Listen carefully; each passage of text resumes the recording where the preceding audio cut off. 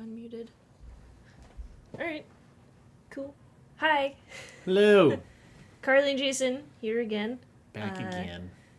Today we're, we unexpectedly binged the whole season of Season 4 of The Dragon Prince. I couldn't help myself. Last night, so it was a very long night.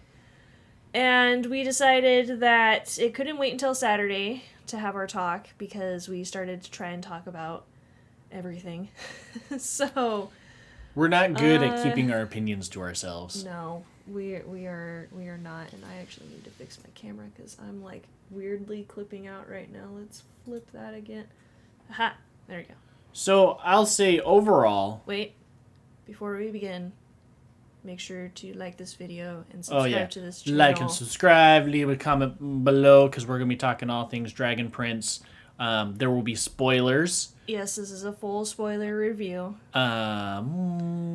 Minus some things because we haven't read the novelizations. I haven't read, like, Blood Moon Huntress. But we've gone through most of it. We've gone through most of the short stories, which we'll get into during the review as well because it's applicable. Yes. Overall, so we've never talked Dragon Prince before. Dragon not Prince here for you guys, at least. is awesome. Yes. We are huge fans of the series. We're pretty big fans. The directors themselves for their work in Avatar and just all of it. Huge fans. Great costumes, awesome creatures. Season 1, Season 2, Season 3 were all really good. The progression was good. We had pretty high hopes for this. There was a really big delay. 2 years. And that, again, there was a really big delay between these seasons, which was not typical.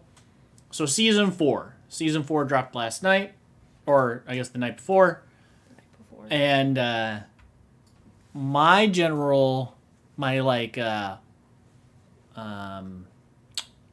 few sentence review is it's okay. Which is unfortunate. Not that we're disappointed, but I feel a little let down, which I know sounds like disappointment, but disappointment is such a strong word. What did you say last night? It was it felt de-aged and childish because compared to the first 3 seasons. You had a nice like 3-word review. It was like disappointing but not So this is why we shouldn't talk. I know we shouldn't have talked about it. Our first initial reactions are always the best. They really are. But overall, I mean, I liked it. Mm-hmm. I thought it was good. It was more of the same. We didn't get really any. We only got like 2 new creatures, really, which was a little sad. Yeah, but overall, I would say Season 1, 2, 3 have been 9 and 10s, depending on the season. Like, they've been really good. This was a 6, which significantly drops my enjoyment of the show. And so this is for multiple reasons, though. It's not that we don't still love Dragon Prince. And I'm not necessarily story. I'm not necessarily in love with like numbering systems. Yeah. But that just kind of gives you an idea, or at least our audience an idea about where I put it. Grade, but only just. Yes. So let's get into more specifics. In fact, let's go episode by episode. Oh dear, that's hard for me, but okay. I have the list in front of me. Okay. But that way it'll help us kind of stay focused on the stuff that we liked in the show and what we didn't like in the show. Mm-hmm. So episode 1 was Rebirth Day. They dropped this online early. We didn't watch it because we were excited. We wanted to watch it all in one go, or at least in chunks. We ended up watching it in one go. Yeah. We had seen the trailer. The trailer was really good. Mm-hmm. And so a lot of what was in the trailer was in this episode. Yeah, there's a surprising amount of the clips that you guys have seen that, those 20-second, 30-second clips. A lot of those happen in episode 1 and a couple of them in episode 2. And a decent amount from the season 4 trailer itself is in the first few episodes. And I actually enjoy that. I like where they don't show us a lot. So I think the marketing has been really good. So they got us excited by showing us actually very little. Mm-hmm. I will say episode 1 is also it's very flat for me. Not a whole lot is going on. you're thrown just into it. So now here's where extra material comes in. And this is one of the biggest faults of this season. Over the past 2 years, there has now been a 2-year gap in seasons. There is a time skip in their world. Yeah, both in the in-world chronology and in our world, 2 years has passed. Yes. Which is fun. A little. But that also means your audience. Stuff has happened. Yeah. And that's fine. I actually like being dropped into the middle of a story. Brandon Sanderson, one of our favorite authors, does it a lot. But he tells you any backstory you've missed. Or at least the relevant stuff, right? There is a really key, important story that drives the entire way through this season. The whole relationship of 2 specific characters. And they don't address it at all. No flashbacks, no what happened, no why did she leave. It was brushed off. Oh, you said something about it being lazy. I did. But that's kind of how we felt about the season. It was kind of a very lazy season. They touch on a backstory of, do you have it there? Of this. It's through the moon. Oh, I guess, here, show it on your camera, because mine's Oh. mirrored right now. Ta-da! Yeah. So this is a comic book. They've done a couple of these now. There's Through the Moon and Blood Moon Huntress, and then they've done novelizations of the seasons, and they've also done short stories. That they drop on their website. Yes. Which, again, I think is fun. The short stories aren't necessary, but if you're a fan of the Dragon Prince, unfortunately, this just became necessary reading. 100% necessary, but also damaging to the show. Yes. So let me explain, again, spoilers. In this short, it's Callum's birthday. In episode 1?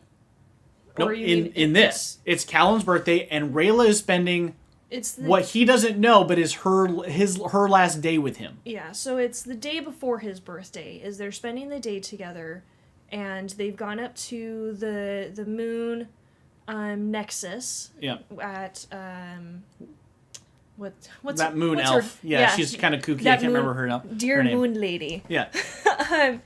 And she's been having these dreams of visions, maybe even of Viren being alive. Yeah. And nobody believes her. And so she's like, okay, well, there's this ritual moon elf thing that I can do, and I have to do it at the Nexus because it's a central area of moon power, and I think it's something like better explore these visions. She's like, but I may not, I may get trapped in there. Yes, and so she get... but long story short, she gets back. But also, through that, she becomes convinced that she needs to leave and track down Viren. Because he's still alive. And so she leaves on Callum's birthday. Yes. Super important. So yes, that could be summed up. It could also be shown in a brief clip. That's not my problem. My problem is they made it central to the story. Pivotal, even. And they don't address it at all. They just say, you left, and now I'm angry. And he's angry the entire season. Yeah. They don't talk about... this day will be is the day that she left. Yeah, they don't talk about, like... All they say is like, well, I really felt like he was alive, and so I had to go. You know I had to go. No, we don't know that, because we weren't there. We didn't hear any of it. You guys didn't explain any of it. We don't know why you left. As the audience. As the audience, unless you've read the story. Yes. So as an audience member, you're like, I don't know what... Like, it leaves you confused. What is going on? And it's not until... I know I'm skipping an episode real quick, but it's not until, like, the last 2 episodes or something that she's like, I have to go after him. You know I do. And he's like, okay, go. And it's like... There's, again, no explanation of why. Because they also bring up revenge. And again, this is why this is kind of a lazy season. They threw stuff in there with zero explanation. Another good example is her little monkey friend. What's its name? Starry? Stella. Her name. Cute, adorable, good creature design. Totally a star lemur. It's one of the things I've liked about Dragon Prince is their creature design is is awesome. It's on point. The problem I have with Stella is it's thrown in there with just a wave hand explanation. It's just to give her a pet. Yeah, it's what is that? Oh, I just found it and she was alone, so I kept her. That's it? Yeah. That's all? Yeah. Okay, cool. Like in a world where all these magical, awesome creatures exist, you're just going to be like, well, I chose this one because it was alone. I don't know if in the next seasons they're planning to give us totally going to be in important. between 2 years. But I feel like we should have gotten some of those in between 2 years in this season. But anyway, so keeping with episode 1 though, let's. But that is, oh yeah, she's not even in episode 1. She's episode 2. I forgot. But the rebirthday was good. It was very predictable. Yeah, we knew it was going to be a surprise party. Humor was fine. Council of the King was very cheesy and dorky. Something that they also don't tell you though, even though they show you in the new outfits, is Corvus is now part of the Crown Guard. Which is, again, in one of the short stories. So not necessarily a story that needed to be told. No. Because you can see it. But you can also kind of pick up on it by... It might have been kind of fun for him to be like, yeah, now that you're in the Crown Guard. But that's the thing. The other lazy part of it, right, is... I know a part of film is show, don't tell. But there's also, if you don't tell, we don't know. Yes. Even just something as simple as, now that you're in the Crown Guard, Corvus, this is your responsibility. Because kind of thing. Show don't tell, you can show someone in Crown Guard outfit. And he had, some... You don't know if that person is a Crown Guardsman, an assassin, or something else. Maybe he just adopted some armor. Yeah, or he found it in the trash. Like, we don't know until you tell us. All we see is, hey, you're in Crown Guards. I wonder if... You now have to confirm the thought with exposition. It's actually a really cute little short story. So everybody should really go to thedragonprince.com and check out some of these short stories that they put up because they're really fun. So yes and no. Yes, check them out if you really want to know. But no, because I don't want to support what they're trying to do. Yes. And so with the short stories, it's fine that they're doing these kind of in-between short stories like that. But putting the story of Rayla in Through the Moon, I'm not a fan of using multiple mediums to tell a single story. Through the Moon should have been like a one-off 45-minute episode or something. Well, they don't do 45 minutes, but yeah. But a special, right? Or even a short... I think the Through the Moon could be summarized in maybe a 5-minute clip. Yeah, even that would have been nice. So the next episode is Fallen Stars. At this point, we've already met Claudia. We kind of know where she's at. Here is where... now that we're in episode 2, I kind of want to talk about the story structuring. They jump around so much. They do it in episode 1, and which is actually fairly common for new seasons, right? Episode 1, they want to reestablish where everybody's at, right? They do it the entire season. Yes, and that drove me nuts. It's insane. And we're not talking just that they have a lot of stories they're telling at once. It's that they were shifting stories every 3 to 5 minutes. And they don't... If even shorter than that. They don't give you time to sit with the emotions that they just gave you. Yeah. They're like, you should feel sad for this character. Anyway. Yeah. Jump to the next thing. Where it's a silly scene. They don't let you sit with it. And so in episode 2, we have one of our favorite things, which is Viren now has PTSD from being brought back to life. He's afraid of heights. He's afraid of magic.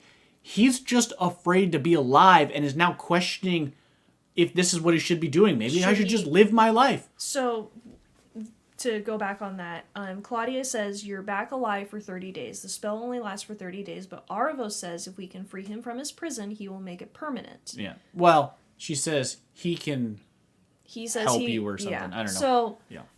So she's like, so Dad, we have 30 days to figure this out. And Viren, in episode 2, says, should this be what I'm doing? He's like, I've been given another chance to live, to be with my daughter, who is so special and important to me, to explore, to try the 7 cakes of Zadia, live life. All great stuff. Because the way he was before led to his death. And he's like, and if I do it again, I'm probably just gonna die again. Which, again, all good stuff. But they'll jump from that scene to something Fart else. jokes. Yeah. Except fart jokes was part of the same thing. Part of this, yeah. But they'll jump to something else. So they don't let Yes. you sit with those emotions. They should have done 2 to 3 episodes per group and until it all tied together. It would have been so much better. Like, through this, you couldn't sit with any of the emotions, and it was really jarring. Yeah, you couldn't sit there with the joy of Amaya and Janai finally kind of like bringing their relationship together. You couldn't sit with the heartache of, or the confusion that Callum has at seeing Rayla come back, or the pain that Viren is feeling. Like, it would just swept you right to the next thing. It's that Loki gif. Yes, sad. Anyway. Exactly. That Loki gif sums up what this season is. Yes. Oh, well, okay, but there's more to come. It's well, I wanted something good. You guys had an extra amount of time to make this good. What happened? I said, I don't even feel like this is made by the same people. Yeah. Because it doesn't... Kind of like the Troll Hunters movie. Yeah. Felt so messed up. Yeah, it just didn't feel the same. Yeah. Not to mention the animation. So season 2, you touched on it briefly, and it's a criticism I see heavily online, is the fart jokes. Episode 2, yeah. So, Terry, we met Terry at the end of episode 1. He's the boyfriend. Yes. Terry's great. Terry is great. If confusing, but he's great. And he farts petrichor. Yes, so his fart smells like water on rocks. Okay, fine. Whatever. That's funny. That's an Earth Blood Elf thing. Got it. So here's my criticism there. Avatar: The Last Airbender, which, this is kind of similar vein. In the similar vein, but also from similar creators. Same sort of kind of mythical world, sort of. Same humor type. When you watch the seasons, and if you go back to season 1 is very silly. Very much, this is a show for kids. Yeah, I mean, they're all 12, 13, and 14 years old. But that's just it. They're 12, 13, 14 years old. But as you go through the seasons, not only do the characters grow up, but the story gets more mature. Not like adult level mature. They're still 14, 15, 16. Well, I mentioned... so they're still a little goofy. I mentioned it was in season 3, I believe. There's the episode where Sokka is drinking the cactus juice. He goes flipping nuts, which is hilarious because he's hallucinating on cactus juice, and one could argue this is stupid, this is silly, this is fart joke-esque humor. But that was to cut through the immense tension of Aang struggling with Appa's been stolen. Because that was a and lost in the desert too. Heavy topic. But that topic also got dragged out, right? So they put these silly moments in there to kind of cut through it. But you could still feel the pain. But they didn't let us sit with the emotions of Dragon Prince.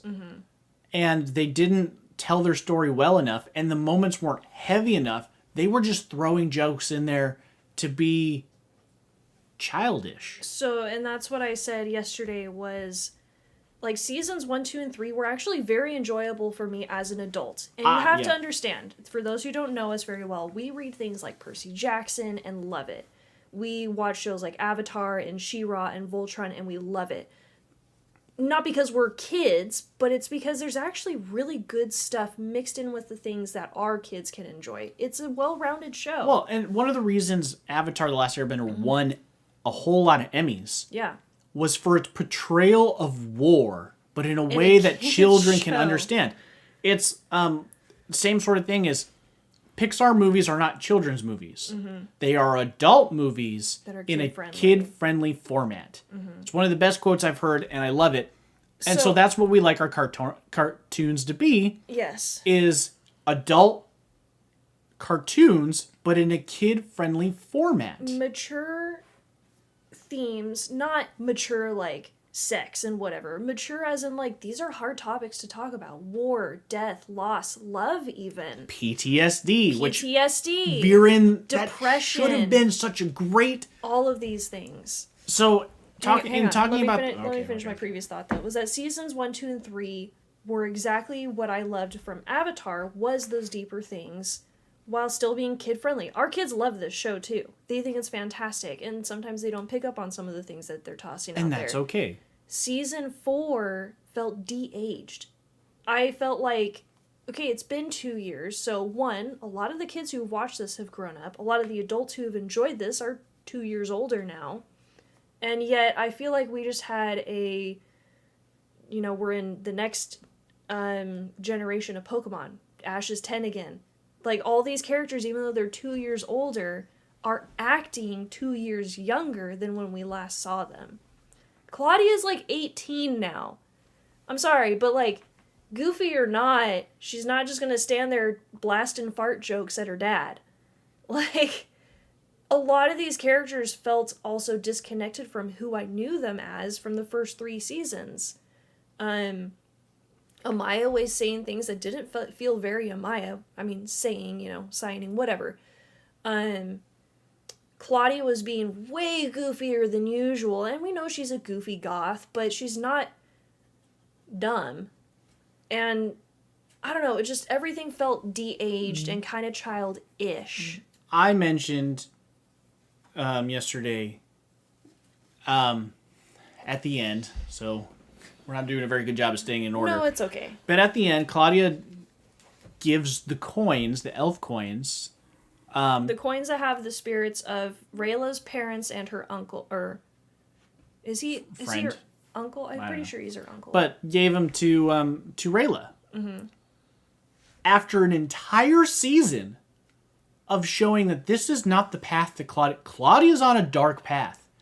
Mm-hmm. And yeah, she's lying, she's cheating, she's stealing, she's doing dark magic because she doesn't give a rip what happens. Well, and we haven't seen her struggle with it at all. Mm-mm. In fact, she had a moment, and there was a moment in the show where they could have shown us that she was struggling with it, was when Soren captured her. Mm-hmm. Nope, she's like, no, you're an idiot. Yeah, I'm doing the right thing. I'm on the right side.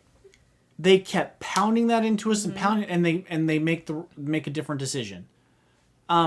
But it's when Terry says something, which I have a reason behind that. So, but it wasn't until Terry said, "You did something I'm not okay with," that she's like, "Oh, fine." But I see, and that would have been more impactful had we seen that she's struggling with it, and then also like she's not sure what she wants to do.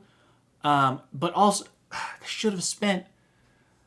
My favorite part of the show is actually Amaya and her story. Yes. However, I really like Amaya and Janai. However, and the whole Sun Kingdom. I argue the fact that actually all of that should be cut. And I know that's a terrible thing to say because it's actually my favorite part of the show. Yeah. But they need to pick a freaking lane. So, if your story not gotten rid of completely. Don't take this the wrong way, guys. We mean just not in season 1. Maybe, but that's the thing is, what story are you trying to tell? Mm-hmm. Because Amaya's story does not fit into the world as far as we know. Yeah. And so if it does later, then yes, put it in a later season. If it doesn't at all, then it doesn't need to be in there. If it's a story that you just want to tell and you don't have the episodes, put it in a book. Because it doesn't necessarily impact things. In fact, they put a story like that in one of the books, or a short story. It was Claudia bringing back her cat when she was a kid. No, it was the sun elf brother and sister. Oh yeah, so they covered the ritual of lighting the torch thing, the soul torch, I think is what it might have been called. Where they believe when a sun elf dies, you need to light this torch through the whole evening so that their soul may be guided back to, I think, the sun, the heavens, basically. And so they did a short story of Janai and her brother Kareem, I think. Kareem, yeah, something like that. Yeah, something like that. Kareem. I don't know. I don't remember. Where they did that ritual for their sister because she died. And so that's actually a very touching story. It's fun to learn the lore about the Sun Elves and what they believe. But it wasn't something that was necessary to put into the show because it doesn't really impact a whole lot. So that's the thing, right? Unfortunately, as much as I would love to just sit in the world of Dragon Prince and just kind of take it all in, as story creators, I understand that they cannot put everything in there. They are limited on what they can do. So, and that's where I say the hard thing. I think it should have been cut. At least for this season, if that's what they wanted. And I say that because, to me, the main story of Dragon Prince is stopping Erebos. I mean, I think that's pretty safe to say. The stories that actually impact that, Claudia's story and Callum's story, both were completely underserved. Like, from episode 1, we see Claudia has learned some stuff. Like she opens portals, like she's gone through, like, we don't even know. Yeah, it was Claudia who opened this portal with the Sun Staff, but That's what I said. Oh, I thought you said Rayla. No. Oh. So Claudia... Yes, Claudia has learned some stuff. She's learned some stuff, and they don't cover it at all. No, she only says, I've had to do things I didn't think I was able to do. And I'm pretty sure she killed a guy to revive because we see the her boots dad. again. We see the boots again. Which, okay, again, we didn't cover... But she's okay with killing things. We know she's okay with killing creatures, whatever. Killing people, yeah. But we also know she's okay with killing elves, which kind of fits in with the whole creature thing, because their whole segregation or whatever that they have going on. Because she was about to kill Ibis, and then Terry had to kill Ibis.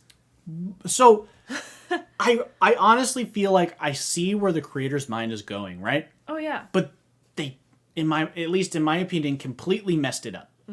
Because what they could have done, if this was what they were planning, you have Claudia's story. You explain, I am not the same person I was 2 years ago. The Claudia you knew is no more. And as the audience, we understand Erebos' fault. But you explain that by saying some of the stuff that she's done throughout the season. You don't have to drop it all in one exposition. And it can start with right there, like, what happened here with his dead body? Well, unfortunately, that was the price I had to pay. And so then you could have Viren being... Because Viren, when he came back, a part of his PTSD is, I don't know about this anymore. Yeah. So that could be a good doubting moment for Viren, blah, blah, blah. So then when you have Terry being like, I had to kill someone, that's a great moment for Claudia to either be like, suck it up, or, maybe she's like, yeah, I get it too, because I also had to kill someone. So it could have been a good relationship moment, or it could have been like Claudia's really gone sort of moment.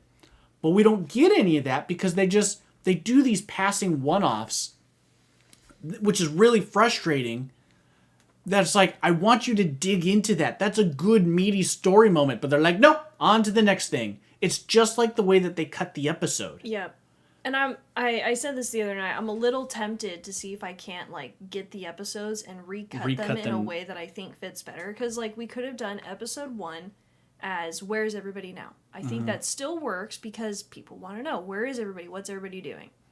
Episode 2 could have been everything that Claudia is doing up until they go into the Drakewood. And episode 3 can be everything that Callum's group is doing up until they get to the Drakewood. And then, maybe we spend episode 4 with Janai and Amaya. And that's their story. They have episode 4, because really you could probably tell the whole story in one episode. Maybe, or 2. So then 5 and 6 and 7 and 8 is now the conglomerate of the stories of everybody's at the Drakewood now. And crap's happening, because we know that Soren and Claudia's path cross over. And then later on, Claudia catches up with Callum's group with Soren in tow at Rex Igneous's place. And then, the rest of it. I really feel like if we had these stories together in one go, I get, it's like, but these things are all happening at the same time. Yes, but I don't need to be told them at the same time. It's actually a bad way of telling stories, and your perfect example of telling simultaneous stories, but not simultaneously, is his Dark Materials. They do it the right way, but that's also because they only had 2 stories to tell. But it's the same difference, right? Yeah. If you have multiple stories, you're supposed to give us something to latch onto so we know the time frame, right? Yeah. We don't need to know that this is happening At the exact same time. minute. Yeah, because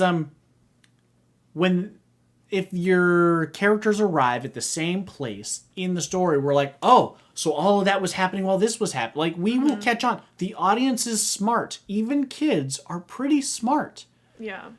But like, some other moments that I'm really irritated that they just kind of threw to the wind are Soren, who I love Soren. He's a great character. He's pretty great.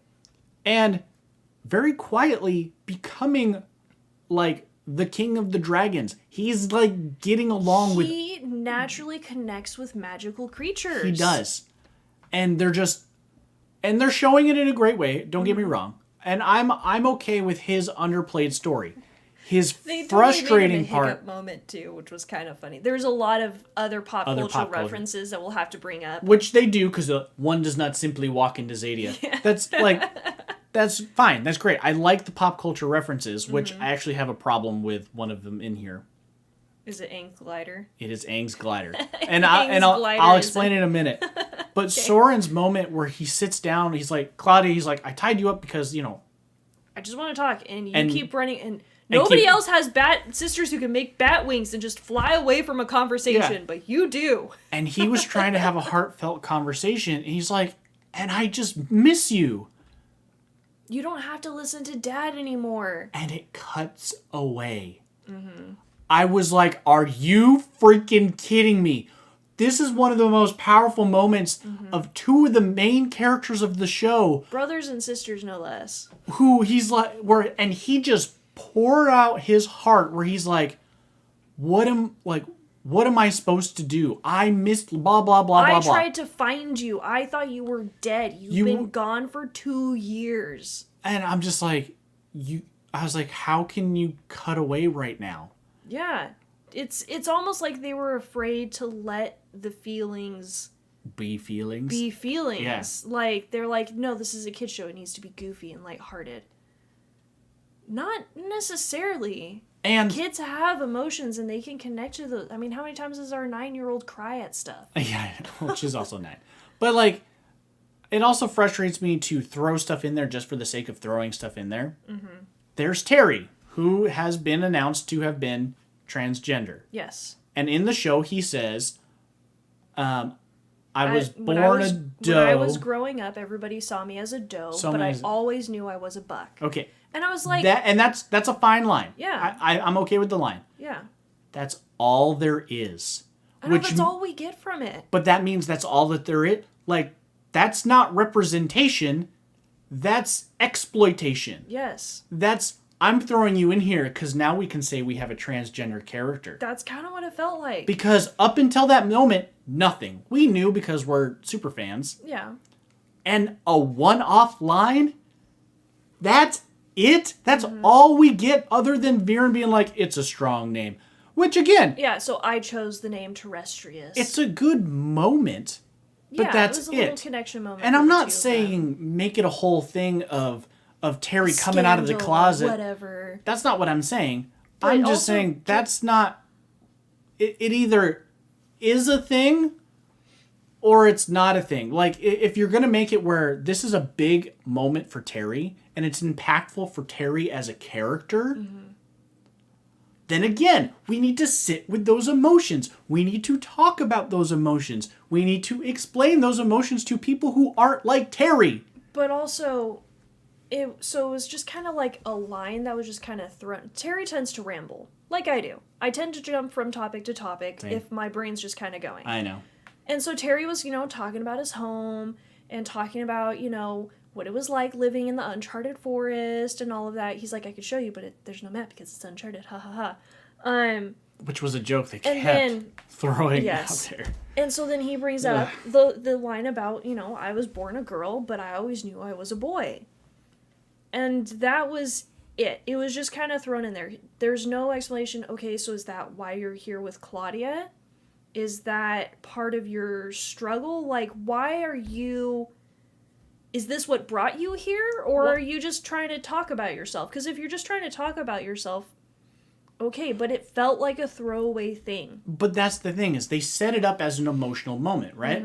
It wasn't a because Terry has a lot of throwaway lines. Oh, yeah. He is a character, like us, who just rambles. Yes. He is a rambler of a character. Lord and Sir he didn't Claudia's throw dad. that out there as a ramble line. No. They set it up with music and positioning and Viren's whole "it's a strong name" thing, as this is supposed to be an emotional moment. It's supposed to be a moment of connection. Okay. But what are we connecting to? Yeah. Why are you telling it? Like, as a story beat, Like, why are you telling us? Were you shunned for this, or did your people not necessarily care? Did they accept you as you were? So again, what about this? Or why did Terry feel like he needed to reveal it now? Yeah. Like, or did he feel like he needed to at all and he was just like, it was poorly handled. Yeah. But it was across the board poorly I'm handled. All for representation. I love it. I want more of it, but I don't want it to just be, now we have a transgender. It was kind of the same issue a lot of people had with Voltron, where it was Shiro was gay and he had his boyfriend, but they played it off as more like they could have just been best friends who cared a lot of it. They could have been like, almost brotherly. They didn't make it. That's not the way to do representation. In fact, our favorite example of representation, so we are about as straight as can be, but our favorite example of representation in one of my least favorite shows, Star Trek Discovery. Yes. The Doctor and his husband are probably the best characters in that show. Yes. And it's not a I'm gay and you're gay, blah, blah, blah. They're just good characters who happen to be gay. Yes. And they are good characters who have a wonderful relationship. They're just good characters. It's not about like it's a scandal or we ran away together. And none of their stories were about them being gay. It was about their relationship. It was about them as human beings. As, surrogate fathers now or whatever. I think that was the right way to do anybody who's part of the LGBTQIA community. That was the right way to show a relationship. Well, because stories are supposed to help people connect. Yes. And for someone who is not of that community, the best way for them to understand would actually be through a story. Let me tell you something that you can relate to, and I can relate to, and now we have an understanding. Pretty much everybody can relate to what's a relationship, and a lot of people can relate to what it's like to be a parent. Right. And which is one of the reasons, at least for us, the Doctor characters, or I guess only one was a doctor, but scientist and the scientist and the Doctor characters in Star Trek Discovery. Stamets and I can't remember. I can't remember the doctor's It's been name. a while since we watched the show. Been a while. But been a while. We're great characters. Yes. And it was very relatable and helped us to understand these characters as gay men. As gay men, yeah. Sure. So anyway, coming back to that. Yeah, but all the characters in Dragon Prince I felt were underserved. I mentioned probably an hour ago at this point that that I felt like Amaya's story should have been cut. As much as I love that, like it's my favorite part, but also because Callum, Rayla's, and all that character stories didn't go anywhere. Callum was mad at Rayla the entire season. There technically isn't even a resolution. They just kind of hug at the end, and there's kind of this wink and a nod where, okay, I guess I forgive you now. Yeah. Which is also frustrating. You're going to tell me that you're going to have them be mad this entire time and there's no resolution? There's a Brandon quote, and if any of the Brandon fans are watching, somebody help me out. It's something to the effect of the longer you delay the payoff, the better the payoff better be. So the longer that Callum is mad at Rayla, the better that conversation needed to be as to why he's mad and why she left, and really hash out that whole relationship nugget. No, it was just like, okay, I'm not mad anymore. Which is like avoided the goodness. topic a lot. And I get it, they're like kids, the weird conversation and of kids like, do that. If he takes over me again, I need you to kill me. Like, are you kidding me? Anyway. And I like those sort of trope, yeah. breakers. Subverting trope stuff.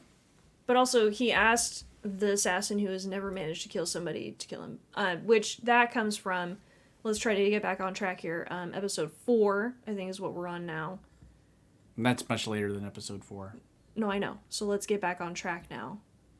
Oh, but I'm not done with my thought yet. Oh, okay. Because I have not finished my thought. Okay. Where Sorry. I think that if you cut out the Amaya stuff and everything, that more time could have been spent on Callum and Rayla and their relationship and hashing that out and blah, blah, blah. And Viren and his PTSD and why Claudia is so gone dark, and even Soren's relationship with Callum, and that whole thing, and could have made a really strong 4th season. I also want to say I thoroughly enjoyed Janai and Amaya's story. It's just my because favorite. I love it. I love learning the kind of lore and the beliefs of societies, but also I kind of like the political battles that go on. Like with the architect who was like, you can't have fires. And like my first thought was like, okay, well, have there be a place where they can light these fires for their departed souls instead. Solve the problem, which eventually became the solution that Janai presented. But it was interesting, too, to get Kareem... I'm pretty sure that's his name, is Kareem. It sounds right. We'll just go with that for now. Okay. If they're wrong, somebody can let us know in the comments. Yeah. He's trying to lead a coup against his sister because he's so bent on keeping tradition in the Sun Elves, because if you change it, if you marry a human, he basically proposed the idea of you can be partners, but don't marry her. Don't put a symbol on it, which is, 100% against what I think. I think everybody should get married if you've been in that long of a relationship. But it's also a reflection of politics, which I like when you have that verisimilitude where what we're watching reflects our world, right? People are like, you can be gay if you want. You just can't be married. Yeah. Because it puts a bad symbol on it. At least that's not what the issue was. The issue was that you're trying to marry a human when, the humans have killed us and we've killed a lot of them. It's the same sort of thing, right? Similar They're thing, yes. different from us, therefore... Yes. Yeah. So, and he even says, he's like, I have nothing wrong against Amaya. I like Amaya. She makes you happy, and she is a good person, but she's a human. And your people need, reassurance that we're not changing. And Janai's like, but we are changing. We need to, basically what everything is, which is embrace the future. So... And she even says, she's like, and I will build a brighter future than you could possibly imagine. I was like, there were so many, like, fire and bright and sun sentences that they use on each other, which was a little funny. Their whole back and forth is really cute. It's really awesome. Even from the beginning where she beats up the courting people, which... Everybody knew that's saw what it coming, was. Yeah, and it was pretty obvious. Which is yes. fine. I take issue... Unfortunately, and I hate complaining. I know. Especially about something that I love. It's that it didn't actually progress what is the main story of season 4. It just kind of felt like filler moments that were tossed in there. Well, and it's really good. The Amaya stuff. Like, I'm like, shoot. Almost like Lord of the Rings was like, I could take a whole show of Doran and Elrond. Yeah. I could take a whole show of Amaya and Janai. Rebuilding the Sunfire Kingdom. It would be awesome. Especially when she got to the tree with the sun seed. We'll get there in a minute. But the obvious glaring issues that, like, I'm like, come on, even people in world should understand this. So one that I'll bring up, which it's just eating away at me. They're like, you did something wrong. You put out the flame. Okay, we get that. Can we never mention the fact that they just burned the hands of an architect after they several times mentioned, I built this camp with my own hands. The Sunfire Elf should have had some kind of punishment as well. So even bringing up, you have to help her now. Well, or even just something, right? Because it's the creators who brought it up. They're like, hands. Mm-hmm. Right, so now all I can think about are, what about her hands? Mm-hmm. And no one in the show wants to address it. Yes. No one. That retribution acts still need to be dealt with as well. And so, like, I get it. She did the wrong thing. And I actually like the whole courtroom drama thing where Amaya's like, nope, you messed up. I'm like, yep, she did. I was like, but what about the hands? I was like, had she just been burned, I might have not thought twice about it, right? But again, they reaffirmed it in my mind because several dialogue scenes were, with my hands, I helped build your camp. With these hands, I helped build your camp. Yeah. I built this place with my own hands. I am an architect who uses my hands. Okay, great. So why are we not talking about the hands now? Yep. I mean, I figure it's that, like, they didn't even bring up, it's like, your hands will heal, or, like, they were doing healing magic. All we see is that they're just wrapped up. If they would have just said, like, your hands will be fine, I would have immediately forgotten about it, been okay with the judgment, but they again... I actually would have liked if it had been that the one who had burned her would have had to help with building the shrine. Because she can't do it. Yeah, because she can't do it. And That so would've been maybe, you know, she trains him to then be an an apprentice, architect, yeah. which would have been really cool. It would have been that would have been satisfying to me. But That would have been really good. But yes, retribution acts of anger cannot just be let go of because the first act is more horrible than the second. So that was fine. The whole rushing through and, like, put out the flame. No, you made me put out the flame. That was a little kind of off for me. But I let it go because it is a kid's show. And so you let certain things go. It wasn't even, like, there was no... this is always the thing that bugs me, is that you have to put that fire out because your superstition is dumb. And he's like, I can't because my sister's soul needs to go pass on to the heavens. Nobody ever brings up another option. Nobody's ever like, well, we can carry we can carry the torch outside the camp. We can place it somewhere else. Even he said, I will stay here all night. Not a sparkle. I will stay awake. Nothing will catch fire. But nobody. And it bugs me when other options are not. And I'm okay being a little upset about that because I think we're supposed to feel upset about that, right? But when it then, I don't know, when you have these other glaring issues. Yes. It's hard to let go of some of It's hard to also let go of the smaller stuff, right? Because also you have, and we'll touch on your favorite thing here in a minute, is Kareem. He's planning this whole coup. Yeah. But he does it in a weird way. He's like, you shouldn't be queen, but I love you. And then he's like, we should probably make sure that she's not queen because you love me. Yeah, so he's in a relationship with one of their top 6 generals, which they call them the Horns. Yeah, and she's like, we can't be seen together. And it's like, but aren't you guys like... But why not? Yeah, but yeah. Like, he's the prince and... I mean, I guess maybe because politicalness or whatever, but, like, at the same time, I don't think the Sunfire... From what I've seen, the Sunfire Elves don't care who's in a relationship with who. And so he's going about it, and we're like, okay, this is interesting. And then his sister takes, like, I want to show you something. Yeah, and you're a student of history. She takes him to the tree. This was after the fight, though. Wasn't it? No. Oh, no, that was before, because he's like, she will not. Yeah. So it's before the fight. So she takes him to the tree. First of all, she's like, you're a student of history. Then shouldn't he know about the tree? As the prince, too, shouldn't he know about the sunseed? Or as a magician, shouldn't he know this is how the whole solar Oris thing was made? Like, yeah, he's just Lux Aurea's great what orb. is it? Yeah. Is that a sunseed? She's like, yes. Like, this is really where the orb came from. And it's cool for him to be amazed because you want your characters to act like the audience, right? And be like, yeah. Yes, I am also excited. Yeah. But he's like completely oblivious. He's like, oh, I don't get it. And she gives a very powerful message around this very cool tree. Super cool tree. So cool. Like, it's like a weeping willow mixed with a cherry blossom tree mixed with a double helix trunk with a giant sun seed in the middle of it that glows with the burning sun. Because it's being fed solar energy. Every day. Very cool. Yes. But I can't remember the message that she gives.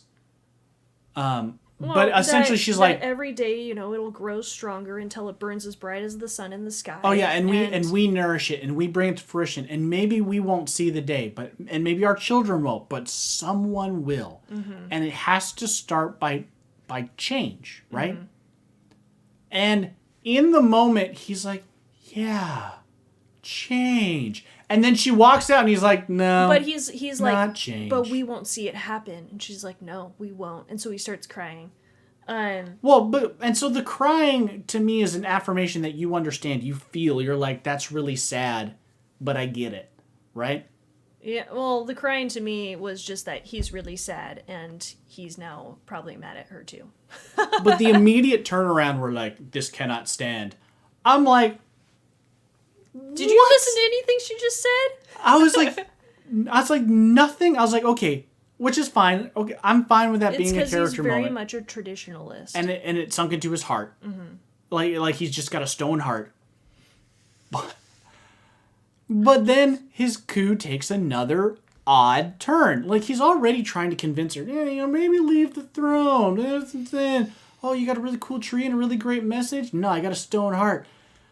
But then he's like, you know what I'm going to do? Because I'm just insane.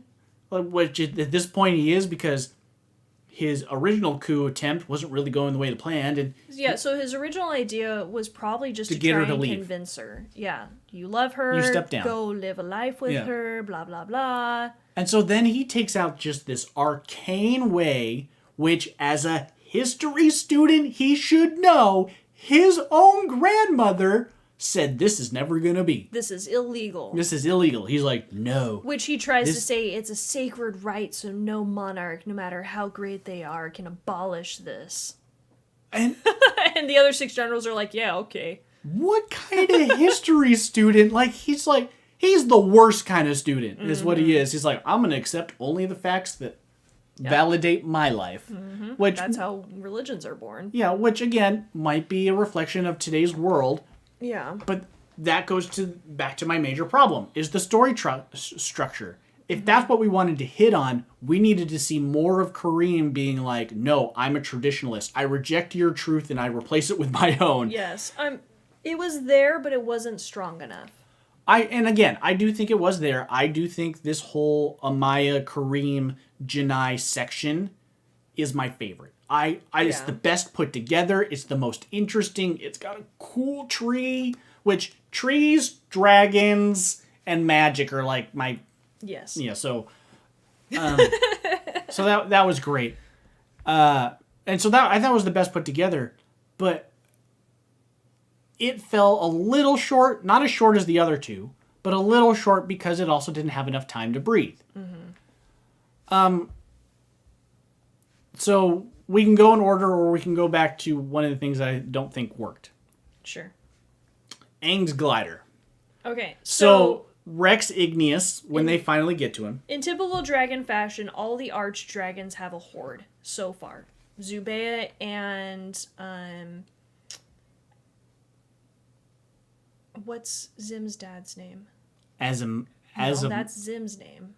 Azamondius. That's Zim's name. Then Avamondius. No. They're very similar. Avazandum. Avazandum And Zubeia have a horde of gold coins and treasures and really cool armor, by the way. Dragons just want to sit on stuff. Which the armor, which was in their horde, I was like, let's cosplay.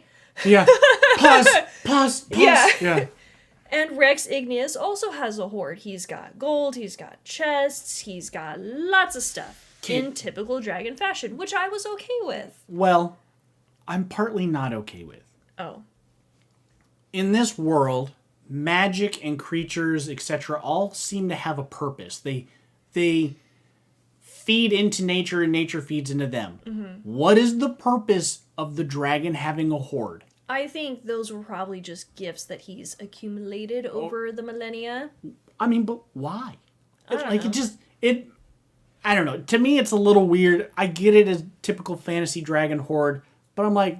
Yeah, the excess of like gold coins, especially when we don't see currency being a thing. And what would a dragon need with currency? But having like the armor, maybe as archdragons, they're like, we collect...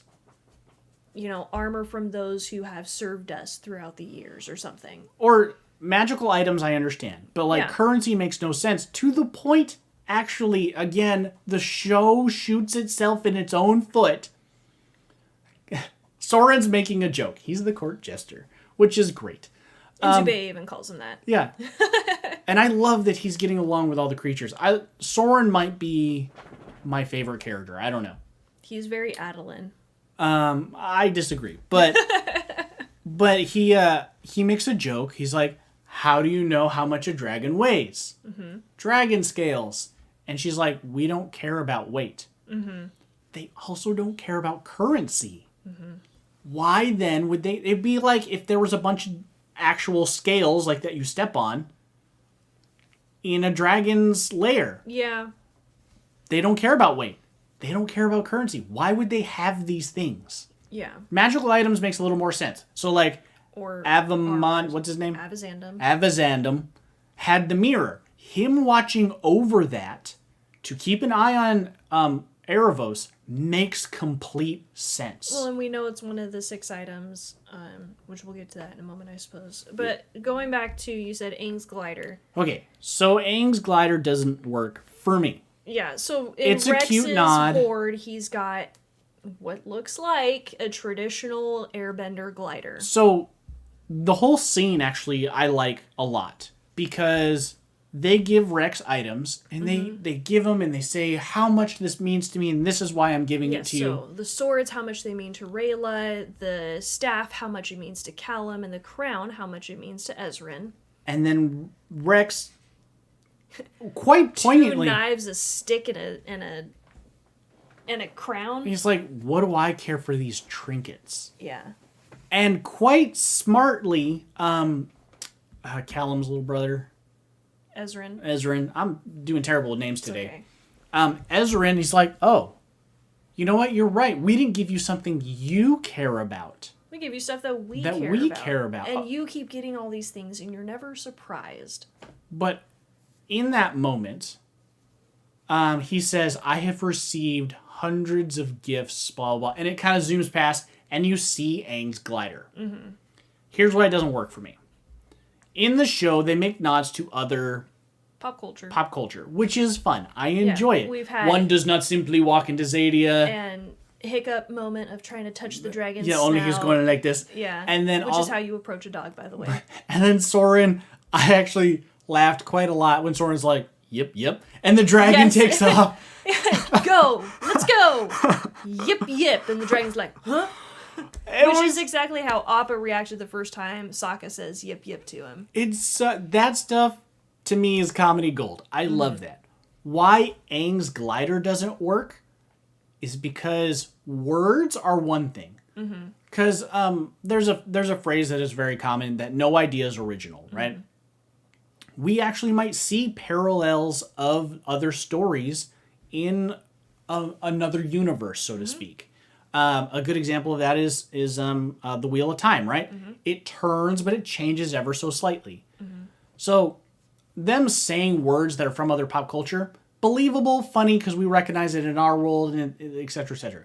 Seeing an item, technically that now means Aang is canonical in Dragon Prince.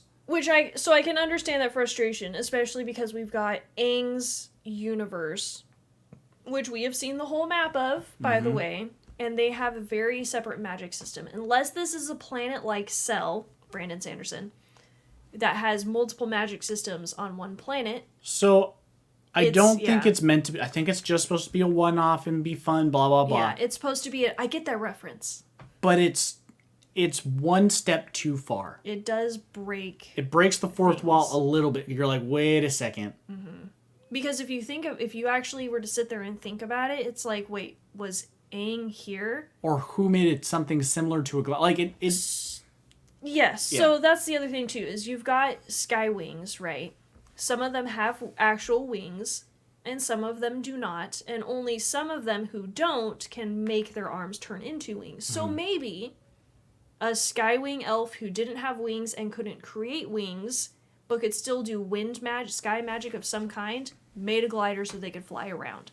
Maybe. But it was very specifically air nomad design that it couldn't have been anything else but Aang's. Yeah. Okay, so that's why it doesn't work for me. I'm not necessarily... I loved all the other references, especially the yip. That was great. I love Easter eggs. and that was a good catch. I actually didn't catch till you pointed it out, but it didn't quite work for me. So going back to the schedule, Okay. the next episode is breathtaking. I mean, here they kind of talk more about Erebos and what that means. And then the episode after that is Through the Looking Glass. And I might have my timing off a little bit. I'm just looking at episode titles here. But Through the Looking Glass, I believe, is... Yes, I'm near certain. This is the one where they bring the cocoon to life. That's way earlier on. Nope, it's definitely the one where they bring... Because the screenshot is of her holding the staff with the sun. So they're bringing the cocoon to life. That's all before they even go to the Drakewood, though. Yes, we're not even at the Drakewood yet. Oh, jeez. So they bring the cocoon to life. Uh-huh. But at this same time... The mirror. Yes, but at this time, they're all back at the Spire. The Spire. And they're talking about Erebos. And so they look at him, and one of my favorite moments is Erebos like a boss. Force chokes. Yeah, basically force chokes Callum. Is like, I have, like, even in my prison, he possesses him. I have so much power and you don't even know it. And again, like a boss, breaks the mirror, blows it out, and says, and now you have nothing. Which he could have done at any time, apparently. And so he's just been using it as we've been using it, being like, all right, well, if you're watching me, I'm watching you. And apparently he knows stuff. So that's, yeah, if they don't explain this, I'm going to be a little upset. He knows. I don't know if maybe it comes from his time with Viren. Or being a star-touched elf. Or maybe he can see into the history of people. Because he called out personal facts about the people. An assassin, interesting, who can't kill. Soren, whose son doesn't love him, but he could have gotten that from... Your father who doesn't love you. And he could have gotten that from him. Yeah. But then he calls out... Ezrin? Ezrin, but he just says a child king who is in over his head and now he knows it. And he's like, and my favorite, a mage. Yeah. Which they do point out that when Zube is telling them the story of Arvos and also about the 6 items he specifically preys on mages. Yeah, because they have an insatiable curiosity for magic. Which I thought they did a good job of showing, Callum is right down that path. He has an insatiable desire for magic. They were very on the nose with some things. Like, especially with, like, the overlay of, like, Arvos whispering in... But, like, a delayed overlay. Like, it was like... Claudia's ear. Yeah. Yeah, and then he chooses to stop possessing Callum and then shatters the mirror. You don't get to see me anymore, basically. Oh man, it was a great scene. It was great. So there are 6 items that each of the archdragons have. Well, pieces of a puzzle to his location and how to free him, I guess. Yeah, so each of them have a piece and none of the others know what that piece is. So they could see him, but they Avazandam and Zubair were given the looking glass, the mirror. We know that Rex has the map for his location. His thing was a little interestingly odd. Because also, if that dragon's been eating stuff for I don't know how long, like how is the map still on his tooth? I'm assuming magic. Yeah, maybe. Because none of them know where Aravos is imprisoned, but Callum and Rayla and Ezrin want to find him before Claudia and Viren and Terry do, so that they can, stop him from being freed. He's gonna get freed, by the way. There's no way this story has another 3 seasons and Aravos doesn't get out. Yeah. I just hope it's a satisfying payoff. Yeah. And at least to me, it's fairly obvious the cube, the key of Erebos, is the key to letting him out. I think you put all the pieces together that the dragons have, And the humans have the key to open the door. That was the other reference that they made, the other pop culture one, because they really like Lord of the Rings, was he's standing on the tip of a precipice over a lake of lava, holding the object of power to destroy it in the flames of Mount Doom. And he doesn't. And Callum doesn't drop the cube. He is Isildur. Though why he ever thought he needed to destroy, because we also don't really reference the cube ever again as a key. I don't even think do they even know it's called the Key of Erebos? Yeah, somebody called it the Key of Arvos, but nobody talks about it again, so I don't know why he even had the thought of destroying it in the first place. Simply because it's related to Erebos, I guess? Maybe. I don't know. Maybe. But yeah, so it hit, like, a lot of that stuff was a little off, which is one of the things I have a problem with the show right now. I feel like we skipped, like, dialogue sentences every once in a while. It felt very chopped up. Yes. The next episode is The Great Gates. That's when they get to Rex Igneous's place. Oh, that's when they get to Rex Igneous's place. With his the door guards are very funny. I like that sort of dopey guards. They're the bickering troll bridge people. Yeah, I've always liked that trope. It's fine. Yeah, and they're kind of cute. The next one is Drakewood. So we're finally at Drakewood and also at the end of Amaya's story. Because they try to go through the front gates, but it's blocked. They're like, but there's a secret hidden little person path through the back. And that one also ends up... Through the pit of despair.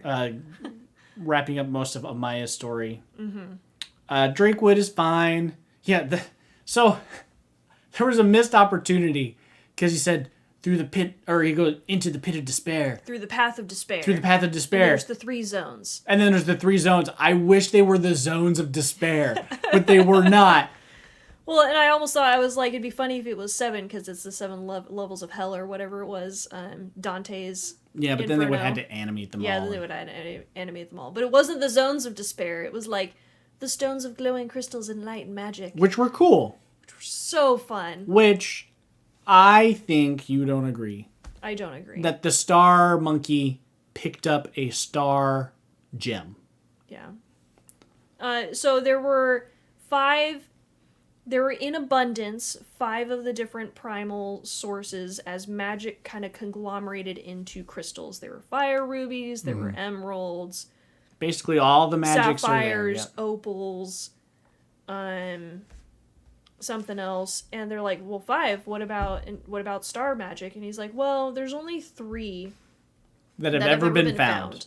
So they're incredibly rare, and they're called quasar crystals, which is a cool name. This just sounds awesome. And Callum's like, ooh, can I pick one? And their little Earthblood elf guide, who's just this kid, was like, yeah, sure. I mean, I don't think it'll matter. And so he's like, I think he was probably trying to find a sky one, but he picked the opal. And he's like, yeah, moon opal. They're the prettiest. He's like, yeah, they are. And Rayla's like, and he's like, I'm at the crystal. Yeah, anyway, again, so it was a cute little moment. So he pockets it, and then Stella, the little star lemur, also went and picked up a crystal. And this is where we learn that Stella has freaking portals. Tosses it into a portal magic. So, little Stella lemur. So, I guessed it from the beginning. I was like, I don't know why the lemur's here. Mm-hmm. And it's totally going to be a MacGuffin. Mm-hmm. And it totally is. Because the 2 things that we've seen the stupid lemur do is when it first shows up, it goes after the cube. Mm-hmm. And it glows with star magic. That's how we know that it's a star. A star lemur, yep. And the second thing we've seen it do is it does portal magic and takes a stone. I think it's a quasar. You don't think it's a quasar. But either way, this lemur has portal magic. Is going to be a MacGuffin to get stuff done. Mm-hmm. Which, again, I hate.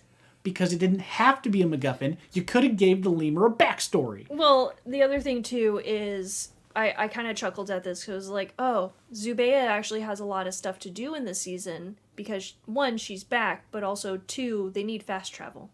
Yeah.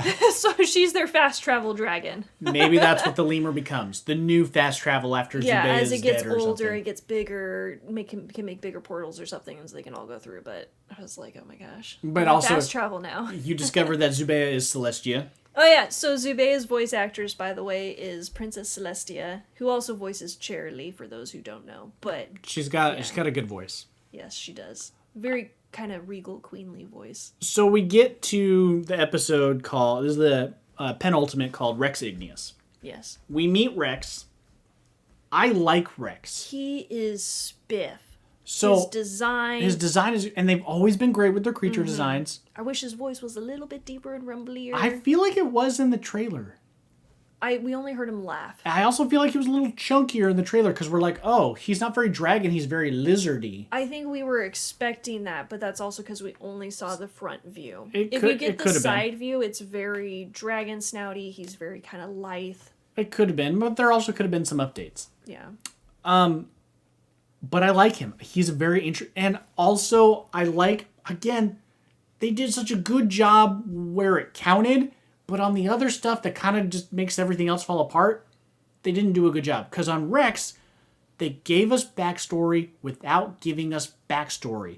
Because we already knew, or we didn't know, it's like... We knew because Zim's like, I shouldn't go in there, and Ezrin's like, you should have told me sooner, and they're like, what's wrong? He's like, well, there's a reason Zubea didn't want Zim to come along.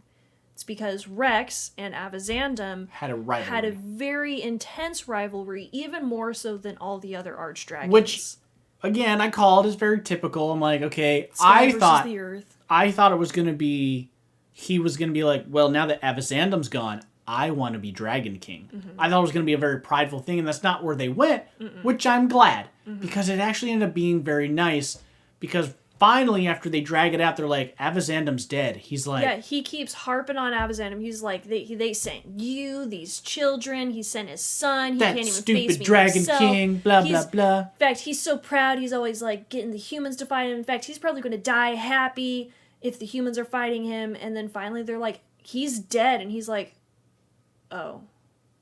He's like, before he was my rival, he was my greatest friend. And in that, we get everything we need to know about Rex. We're like, oh, you guys are rivals. You obviously pitted against each other. But you had respect But you had respect for one another. And they didn't do that with other stuff. And it upsets me. Yeah. But Rex was great. Yep. But also, I have to mention this because it also irritates me. What, the silly putty? No, well, there's that. Zubea says, choose your words wisely when talking to Rex. Yeah, so Rex says, thank you for your gifts. You have one question. So it tells the audience, okay, we're in a puzzle section, right? We got to know, we got to choose the right words. They're like, where's Erebos? Zubea just told you not an hour ago that no one knows where he is, but they have the keys. Why would you ask the one question that you know he doesn't know? Oh my goodness. I was like, these characters are not that stupid. They were never this stupid. They were supposed to be smart because even in, it's like episode 1 or season 1 or season 2, they're like, you're just kids. They're like, yes, we are, but we're going to make change or something like that. They're like, we might be kids, but if no one else is going to stand up, I don't know, something about them being kids. Yeah. But making a fort. They were never this stupid. So it did feel like I know this is because it's writing, but they were made to ask that question so that they could then do the puzzle, which is he has the knowledge, but he doesn't know the knowledge. He possesses it, but he can't tell you. That's what I would prefer if they would have done stupid writing. If they just would have asked, what do you know about Erebos' location? Or and then he said, what was your... Or where's your piece of the puzzle or something. What is your piece to the puzzle of finding Erebos' location? And then he could have been like, I don't know. And I would have been fine because he truly doesn't know. Because, again, I guess it was on his body, so he couldn't even see it. So I think he would have known where that was. So had they asked, where is your piece to the puzzle for finding Arvos, he would have been like, on my tooth. Maybe, yeah. But if they asked him about the knowledge, like, what is your piece of the puzzle? Then he can be like, I don't know. So that still would have been a bad question. But it's better than where is Erebos. That's true. They know he doesn't know where Erebos Yeah, is. he could have then answered that with his riddle of, I possess the knowledge, but I do not know it. Yeah. So I think there was a better way of structuring that scene, that dialogue, because the way that they did it was the worst possible option. Yeah. And then in comes Claudia, who apparently also got through the 3 trials, no problems, and does some shadow clone jutsu and then sleep magic. Which, I'm fine with that whole thing. Her doing the magic thing, that's whatever. I mean, that's Claudia. But apparently she got through the crystal cavern by herself. She got past the dark monsters by herself, which those things were freaky. Which I'm fine with. All that I'm fine with. Yeah. It's really until you get to the end, because we've been harping on the fact that I'm bad. Claudia's gone bad. Or Breaking Bad. Yeah. Claudia's Breaking Bad. Like, she's gone down that path. But then for her to turn around and give the coins. So because to me that represents I'm having a change of heart. Yeah, so Viren and Claudia both get up the ledge out of the lava cavern, and Terry's the last one, but Rayla has him captured. And Claudia's like, let him go, let him go and I will give you these coins. And she shows her the coins, and what she says that their souls are trapped, her parents and Runan, her uncle. She's like, I don't know what would happen if I tossed them in the lava. Will their souls be released, or will they, burn forever in eternal agony inside these coins in the lava? And so Rayla's like, I'm not making that deal with you. Which was smart. I appreciated Claudia that. Claudia tosses the coins, so Rayla, in immediate act of desperation, like anybody would do, even if they Goes had after just the said, coins, yeah. I won't make that deal, dives for the coins. Misses. Stella saves the day with Portal. Because she portals the bag, and then it gets back to Rayla. But Rayla opens the bag, and the coins are not in it. It's 3 pieces of coal or something. Which, again, I appreciate. Yeah, and Claudia's like, heh, heh, heh, heh, heh, and then leaves with Terry. It's all of it. It's the taunting. It's the pretending to throw it into the fire. All of that was fine. But all of that for Claudia was intentional, and that's the thing. Those aren't things you do on a whim. All of those were intentional. She intentionally tricked her. She intentionally switched out the bag. Because even if she had thrown the coin, like the actual coins, that's different, right? That's, I'm trading this for that. But by intentionally tricking, because then you take the risk of, had she not gone after that, what were you going to do? Yeah. Because then you would have lost your boyfriend, and then you just would have had some coins. Yeah. So Claudia and Terry are leaving, and Terry kind of stops, and Claudia looks at him. She's like, what? He's like, look, I have followed you for this long. I have helped you for this long because I have always believed in you and what you are doing. He's like, even though he had to kill Ibis, he had to kill a fellow elf, a great sky mage, no less. But he's like, I've believed in you, and I wanted to be there for you. He's like, but what you just did was just cruel. You tricked that Moonshadow elf, and that was cruel. And again, they don't let us sit with it, right? She doesn't get to sit with the remorse. What happens? She's like, all right, fine, I'll give it back. She turns around and she's like, here you go. And then, and leaves. It was poorly written. Yes, and so part of my reasoning behind that, why they may have done that, why Claudia may have reacted that way, is because any kid who's being told by their parent, don't do that, it might be dangerous, is going to be like, oh yeah, sure, whatever. Yeah. But then their boyfriend, or their girlfriend, or their significant other says, don't do it, it might be dangerous. They're like, oh, okay, really? Yeah. Like in Croods. Yeah. So maybe for her, it was having a peer, having her boyfriend, no less, say, you're doing something wrong. She's like, oh, well, fine. But we don't get to sit with that, right? No. We don't get to her just be like, oh, maybe I am. Yeah. Like, there's no, and it doesn't even have to be much. There was no contemplative scene of just, like, maybe showing her being like, But also, Yeah, I was how wrong. is tricking the Moonshadow Elf worse than having to kill somebody? Or Ibis, or any of the other stuff that she's done. Any of the other stuff. It's like, you tricked him to save my life. You're a mean person. Yeah. What? As Yeah, compared to how what? is that worse than killing someone? They even use that line in season 1, where she's like, "You lied to me."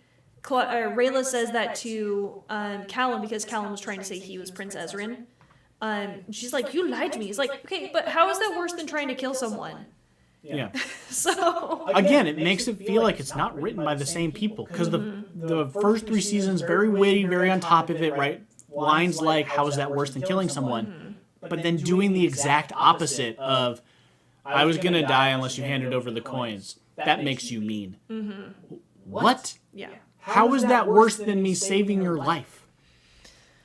Yeah, and so it wouldn't have been a problem had she given her Rayla the coins in the first place. Just he would have been like, an okay. actual trade, right? Pretending to throw him into the lava. But for some reason, the tricking is worse than all the times that she's done terrible stuff.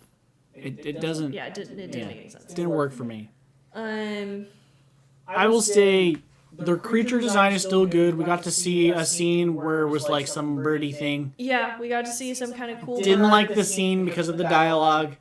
It was stupid dialogue from the Crow Lord. Yeah, he is not The the assistant Crow director Crow He is the Lord. assistant Crow Lord now, which is the exact same thing as the Crow Master. Yeah, he got a promotion without Getting being a promotion. Which, again, I appreciate because as an adult, I'm like, yep, that happens all the time. People get promoted and aren't actually promoted. We'll give you the title of paid intern, but you will still be unpaid. Phineas and Ferb. Yeah. So all that stuff I thought was fine. And then there was the homunculus, the star homunculus with the butterfly wings. I'm not sure how I feel about it yet. I'll have to give that some more time. Yeah, that it's supposedly a creature that will guide them to Arvos. The answers, yeah. I can't remember. There's, I don't know, there's something. I can't remember. It's okay. But, We should probably wrap this up anyway. yeah, probably. I mean, the show is still good. It just didn't feel... The same. It didn't feel the same, like, at all. The They were grown characters up, were out of they place. were weaker. Comedy was not right. Creatures, there was fewer of them. None of it quite felt right. Now there were great scenes. I will say that there are scenes where I'm like, yes, and yes, and more of this. But Yeah. overall, as a package, I still gotta say I'm mediocre on it. It was a 6 at best. Even though the first 3 seasons I loved to death, and I've actually been like, I do think I've been the 2 yelling to the years- heavens like, Dragon Prince, it's I awesome, check it out, Dragon Do you Prince. think the 2 years though? So I think the whole absence makes the heart grow fonder, but then also our anticipations became our expectations. Our expectations were a little bit high. It was probably a bit too high, but I mean they also spent 2 years, and I'm sorry if you're spending 2 years on this season, I'm just gonna naturally expect it to be really good. Again, though, it's the Brandon principle. Somebody please help me. It's the longer the delay, the better the payoff has to be. And Which unfortunately, is why I'm okay with a delayed game. yeah, there's that game quote. A delayed game, or A rushed game is never a good game, but a delayed game can be better. can be a good game. Yeah, so it's like you had time. Like if And we a had rabid gotten fan base still. had we gotten this right after season 3, like 3, 6 months, whatever, I probably would have been okay. Be like, not my favorite season, but still in love with the show. But I waited 2 years for this. Come on. Yeah, and I'm curious as to when the next season's going to be, which is the issue with binge dropping a whole season at once. I think some shows it works to do weekly. Some shows are binge worthy because they're kind of just fluffy. I prefer multiple episodes. Yeah. Give me 2 to 3 episodes and then drop those on a weekly Yeah, basis. give me 2 episodes every week. I'll take that. As with But- most things, I think the answer is in the middle. It's not one, it's not the other, it's in the middle. It's an and. Yep. Well, I think that'll be all for us. Yeah. There was a lot of thoughts from us, and if you stuck around, we appreciate it. Push that button so that it says like this video and subscribe. Yes, like and subscribe, please. And ring that bell to get notified. If you like hearing our thoughts, leave comments below. We'd like to know what you guys have to see or say. Please be kind. We try to keep things relatively positive, even though I know we have some complaints. But it's okay to have complaints. It's not okay to be mean and rude. Yeah, don't be trashing. But we appreciate anybody who stopped by. We at least like talking to each other. So, That's how bye. this Bye.